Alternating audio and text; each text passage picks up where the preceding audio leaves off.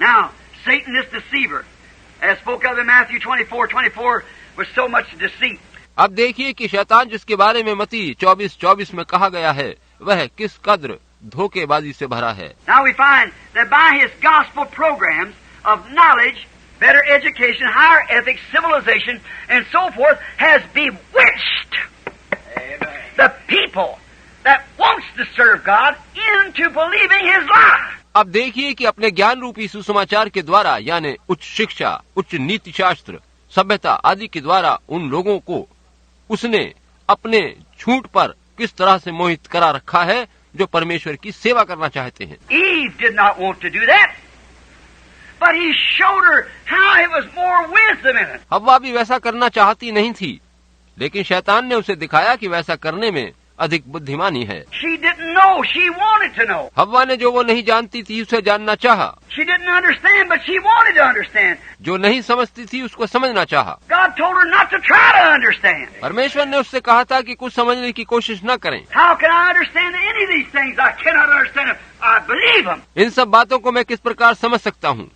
मैं उन्हें नहीं समझ सकता, मैं उन पर विश्वास करता हूँ। I don't have to understand them. God is faith and not understanding. मुझे उन बातों को समझना नहीं है। परमेश्वर विश्वास है, समझ या बुद्धि नहीं है। We just believe what he said. जो कुछ वो कहता है बस हर उस बात पर हम केवल विश्वास करते हैं। Now compare God's Eden to Satan's now. After 6,000 years of perverting of the true interpretation of God's promised word to the age. अब परमेश्वर के अदन से शैतान की इस अदन बाटिका की तुलना करिए जिसको अब 6,000 वर्षों के बाद शैतान ने इसके काल के लिए दिए परमेश्वर के वचन के सच्चे अर्थों को बदलकर एकदम दूषित कर दिया है। Let's compare it now and see where we get. आइए हम अब इनकी तुलना करके ये देखें कि हम कहाँ पहुँच गए हैं। Like he did to the church in Christ's time in Jesus, trying to keep back God's loyal sons from knowing the truth. उसने वैसा ही किया है जैसा उसने मसीह के समय में किया था जब उसने परमेश्वर के निष्ठावान पुत्रों को सच्चाई को जानने से वंचित करने की कोशिश करी थी। That's God put his son here, his attributes, to fellowship with him by hearing his word. इस सच्चाई से उन्हें अलग रखा कि परमेश्वर ने अपने फूलों यानी पुत्रों को यहाँ इसलिए रखा है कि वे उसके वचन को सुने और परमेश्वर के संग उनकी सहभागिता हो सके। What if your father told you, and you are a loyal son to your father? अगर आप अपने पिता के निष्ठावान पुत्र हों और पिता आपको कोई हुक्म दे, And he told you, son, don't you go in that water out there swimming because there's gators in that water. पिता आपसे कहे कि बेटा वहाँ उधर उस तालाब में तैरने मत जाना, उसमें मगरमच्छ है। And a fellow comes back and says, surely such pretty water as that, there's no gators in it. और कोई सज्जन आकर आपसे यूं कहे कि उस ताल का जल तो इतना बढ़िया है, उसमें कोई खतरा नहीं है। Now who are you going to listen to? If you're a genuine son, you listen to your daddy. तब आप किसकी बात सुनेंगे? अगर आप सच्चे पुत्र हैं तो अपने पिता का कहा मानेंगे। And a genuine son or daughter of God takes God's word first. जो कोई सच्चा पुत्र पुत्री है वह परमेश्वर के वचन को पहले ग्रहण करता है, उसे प्राथमिकता देता है। I don't care what anybody else says about it. They take God's word first. मैं परवाह नहीं करता कि कोई क्या कहता है, वे लोग परमेश्वर के वचन को पहला स्थान देंगे। Poison in the cup. And they believe it. अगर कहा जाए कि उस प्याले में जहर है तो वो विश्वास करते हैं। Having faith in all his word, his seeds, brought an Eden of holiness, love, and eternal life. उसके हर एक वचन पर, उसके बीज पर पूर्ण रूप से विश्वास करने के द्वारा पवित्रता, प्रेम और अनंत जीवन से भरी वह अदन बाटिका बनाई गई थी। That's what God's Eden produced. Holiness. परमेश्वर के अदन से पवित्रता ही उत्पन्न होती है। And it brought an Eden of holiness, of love, understanding, perfection, and eternal life. उससे जो अदन बाटिका बनी वह पवित्रता, प्रेम, समझदारी, सिद्धता, अनंत जीवन से भरपूर थी। That's what God's planning, His word, His seed. यही वह बात थी जो परमेश्वर कर रहा था। वह अपना बीज, अपना वचन वहाँ बो रहा था। That's what His church will be at the end. It'll be the same thing. ठीक वैसा ही अंत समय में उसकी कलीसिया को होना है, वह ठीक वैसी ही होगी। Notice, here's a thought. Don't forget it. I'll get to it some other time or some other message. ध्यान दें, यहाँ पर एक बात सोचने लायक है, इसे भूलना नहीं। इसको मैं किसी और समय या किसी अन्य सुसमाचार प्रचार में विस्तार से बताऊंगा। But you know, God said, let every seed bring forth of its kind. आप जानिए कि परमेश्वर ने कहा था कि हर एक बीज अपनी अपनी जाति के अनुसार उगे और फल लाए। Is that God's commandment? क्या ये परमेश्वर की आज्ञा है? Now, what good has any preacher or anybody else tried to make that word say something else? Amen. See? अब देखिए कि कोई प्रचारक या कोई व्यक्ति अगर वचन का कुछ दूसरा मतलब निकालने की कोशिश करे तो उससे क्या लाभ होगा? आप समझे? Every word of God is a seed. Jesus said so. Amen. A seed of sower sowed. परमेश्वर का प्रत्येक वचन बीज है और इस बारे में यीशु ने बीज बोने वाले के दृष्टांत में समझाया है। So if Mark 16 is God's word, it'll bring forth of its kind. अतः यदि मरकुस 16 अध्याय परमेश्वर का वचन है तो वो अपने अनुसार फल लेकर आएगा। If Malachi 4 is God's word, it'll bring forth of its kind. यदि मलाकी 4 परमेश्वर का वचन है तो वो अपने कहे अनुसार फल लाएगा। And every other promise must bring forth of its kind. हर एक वादा जो वचन में है वो अपने वचनानुसार कथनानुसार फल लाएगा। You see Satan out here in disguisement? He's trying to say it's not so. क्या आप देख रहे हैं? देखिए कि शैतान अपना रूप बदलकर छद्म वेश में कहने की चेष्टा कर रहा है कि जैसा वचन कहता है वैसा नहीं है। Do you understand it? Amen. क्या आप इस बात को समझ रहे हैं? See, Satan said, "Oh, that ain't for this day. That was some other time. That don't even mean that." देखिए कि शैतान कहता है, ओ ये आज के लिए नहीं है, ये किसी और समय के लिए है, और उसका अर्थ भी ये नहीं है। Every seed must come forth of its kind. लेकिन हर एक बीज को अपनी जाति के अनुसार उगना है। That's how God establishes Eden. Is that right? इसी प्रकार से परमेश्वर ने अपनी अदन वाटिका स्थापित करी थी। क्या ये बात ठीक है? And here it is. That's how God establishes His church. और इसी तरह से परमेश्वर अपनी कलीसिया स्थापित करता है। Every word after its kind. हर एक वचन अपने अनुसार फल लाता रहा है। Man shall not live by bread alone, but by every word proceeding out of the mouth of God.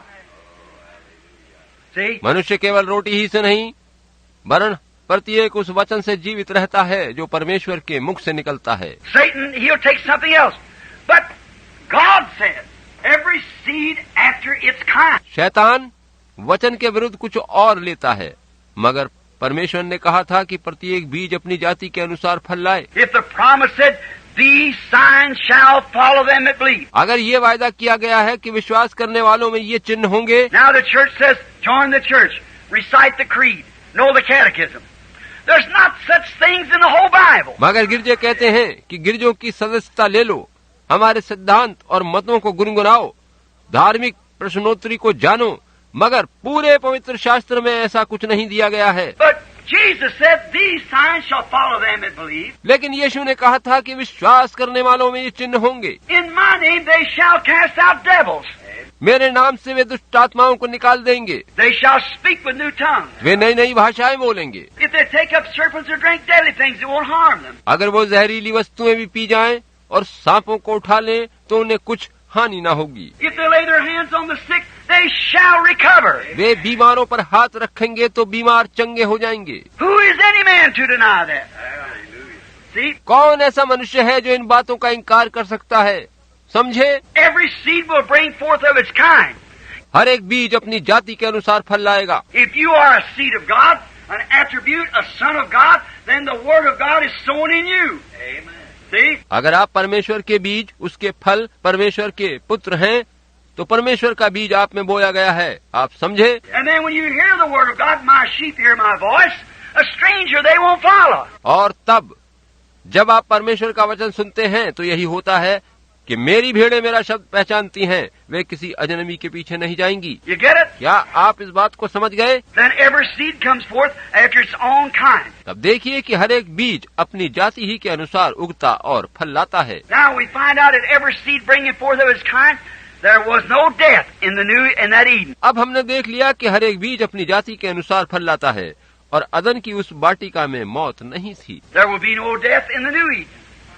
See? इस नई अदन वाटिका में भी कोई मृत्यु नहीं होगी। आप समझे? There was nothing else but holiness, purity, and eternal life. वहाँ और कुछ नहीं वरन पवित्रता, शुद्धता और अनंत जीवन होगा। Now by unbelief in all of God's word has brought the seed of unholiness in Satan's Eden. अब देखें कि अविश्वास के द्वारा जो परमेश्वर के वचन पर किया गया, शैतान की अदन बाटिका में अपवित्रता का बीज आ गया। We are now entering in where Satan is taking the throne as the Antichrist in a Eden of this earth. अब हम ऐसे समय में प्रवेश कर रहे हैं जब शैतान इस धरती की अदन बाटिका के सिंहासन पर मसीह विरोधी के रूप में आसीन होने जा रहा है।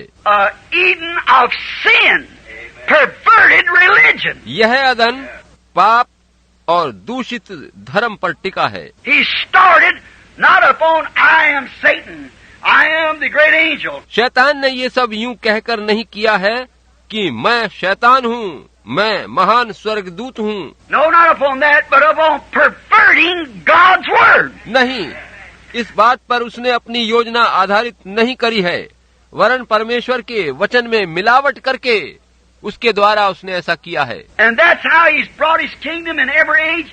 हर एक काल में इसी तरह से उसने अपना राज्य कायम किया है। And now in this great deceitful age, ready to take his throne by his people. और अब इस धोखे से भरे समय में वह अपने लोगों के माध्यम से सिंहासन पर बैठने जा रहा है। He's built himself an intellectual, educated, scientific Eden. Right. उसने अपने लिए शिक्षित, वैज्ञानिक, बुद्धिमत्तापूर्ण अदन का निर्माण किया है।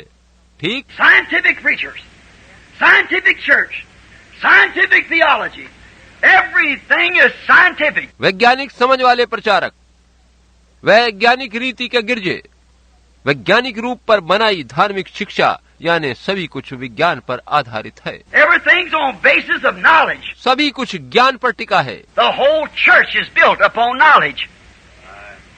It ain't built upon faith. संपूर्ण गिरजा ज्ञान पर ही बनाया गया है, विश्वास पर नहीं। One time I went in to hold a meeting to a man's church. It was a great auditorium in the west, a fine man. एक बार मैं किसी मनुष्य के गिरजे में अपनी सभा करने गया। पश्चिमी क्षेत्र में स्थित वहाँ एक बड़ा सभागार था और वह बड़ा भला मनुष्य लगा। And he denied these things that we're talking about. I liked him, fine man, old man. हालांकि वह बूढ़ा मनुष्य इन बातों को जो हम कर रहे हैं स्वीकार नहीं करता था, मगर मैं उन्हें बहुत पसंद करता था। वो बहुत अच्छा था। When his congregation went out, it seated about 6,000 people. वहाँ लगभग 6,000 आदमियों के बैठने का स्थान था जब उनकी सभा के लोग बाहर गए। When his congregation went out in the afternoon service, about 1,500, they were all fine dressed intellectuals. I sat there and watched them. जब उस दोपहर उनकी सभा के लगभग 1,500 आदमी सभागार से उठकर वापस जा रहे थे, तो मैंने वहाँ बैठे उन्हें देखा। वो सभी बढ़िया वस्त्र पहने बुद्धिजीवी लोग थे। He preached a very good sermon, the man did. उस मनुष्य ने बहुत अच्छा वचन प्रचार किया था। And then he asked if anybody wanted to accept Christ just to raise up their hand. उसके बाद उसने सभा से कहा था कि क्या कोई प्रभु यीशु मसीह को ग्रहण करना चाहता है? जो करना चाहता है अपना हाथ उठाए। And no one raised up their hands. And finally, a woman raised up her hands. किसी ने हाथ नहीं उठाया और आखिर में बस एक महिला ने हाथ उठाए। He said, "All right, now you're a Christian," and made her for baptism. और उस व्यक्ति ने कहा कि ठीक है, अब आप मसीही बन गई हैं, और उस स्त्री को बपतिस्मे के लिए तैयार कर लिया। And then when he went out, he dedicated the baby, kissed the little baby, and made a prayer over it, and dismissed the audience. फिर उसने चूमकर एक छोटे बच्चे को प्रभु के लिए समर्पित किया, उसके लिए प्रार्थना करी और सभा को विसर्जित कर दिया। When his congregation went out, all fine, scholarly, educated people. जब उसकी सभा के लोग बाहर चले गए, जो कि सभी बढ़िया पढ़े लिखे सुसंस्कृत लोग थे, Then I was staying on the side to shake the man's hand and wish him Godspeed as he went out. तब उस समय मैं किनारे खड़ा रहा ताकि उस व्यक्ति से हाथ मिलाऊं। मैंने उन्हें परमेश्वर के काम में सफलता पाने के लिए बधाई दी और वह बाहर चले गए। And when I did, here come my crowd in. They couldn't let him in while his crowd was there. और जब ये सब हो चुका तो मेरी सभा के लोग भीतर आए, क्योंकि उस व्यक्ति की सभा वाले जब अंदर थे तो उन्होंने उन लोगों को भीतर नहीं आने दिया था। Here come mine in wheelchairs, stretchers, straitjackets, insane, and everything else. तब मेरी सभा के लोग खाटों, चारपाइयों, बैसाखियों और रोगी वाली कुर्सियों पर आए। उनमें बीमार, मानसिक रूप से विक्षिप्त आदि लोग थे। See the difference? That's it. क्या आपने कुछ फर्क देखा? यही बात है। That's the thing I'm talking about, see? It's something different. यही वो बात है जिसके बारे में मैं बता रहा हूँ। आप समझे, देखा, ये उससे कुछ भिन्न स्वभाव वाले लोग थे। When by scientific knowledge you can make an understanding gospel. वैज्ञानिक ज्ञान के द्वारा आप सुसमाचार को बस बुद्धि के हिसाब से ही समझ सकते हैं। He that believeth on Jesus Christ shall not be condemned. See, but these signs shall follow them that believe. जैसे जो यीशु पर विश्वास करता है उस पर दंड की आज्ञा नहीं, मगर देखिए लिखा है विश्वास करने वालों में यह चिन्ह होंगे। See, he fails to put that in there. See? आप देखिए कि शैतान ने इस बात को वहाँ नहीं रखा। She believed on Jesus Christ. She saved. If these signs follow the believer. उस स्त्री ने यीशु पर विश्वास किया और यदि यह विश्वासी वाले चिन्ह उसमें हैं तो उसका उद्धार हो गया। And he that heareth my word, not just makes not hear it with his ears, but understand it. कहा गया है कि जो मेरा वचन सुनता है, केवल कानों से सुनने की बात नहीं है, वरन उसे सुनकर समझने की बात है। Anybody can hear it. A prostitute can hear it and remain a prostitute. See? वरना सुन तो कोई भी सकता है, एक व्यभिचारिणी स्त्री सुनकर भी व्यभिचारिणी बनी रह सकती है। आप समझे? A drunkard can hear it. A liar can hear it and still remain a liar. एक शराबी सुन सकता है, एक झूठ बोलने वाला वचन सुन सकता है और झूठा व्यक्ति बना रह सकता है। But he that understandeth my word and believeth on him that sent me has everlasting life. मगर लिखा है कि जो मेरा वचन सुनकर मेरे भेजने वाले पर विश्वास करता है, अनंत जीवन उसी का है। There you are. See, and no man can do that except God foreordained him. यही बात है, आपने देखा, और कोई भी जब तक वैसा नहीं कर सकता जब तक वो परमेश्वर के द्वारा पहले से चुना हुआ न हो। Jesus said, "No man can come to me except my Father draws him, and all the Father's given me will come to me." Amen. यीशु ने कहा था कि कोई मनुष्य मेरे पास नहीं आ सकता जब तक पिता ही उसे खींच ना ले, और जो कुछ पिता ने मुझे दिया है वह सब मुझे मिल जाएगा। आमीन। It's all the sovereignty and foreknowledge of God. ये सब कुछ परमेश्वर की संप्रभुता और पहले से सब जान रखने और ज्ञान रखने के द्वारा है। He lives alone and nobody tells him what to do. खुदा अकेले रहता है और वहाँ कोई नहीं जो उसे कहे कि क्या करना है, वह सब कुछ अपनी मर्जी से करता है।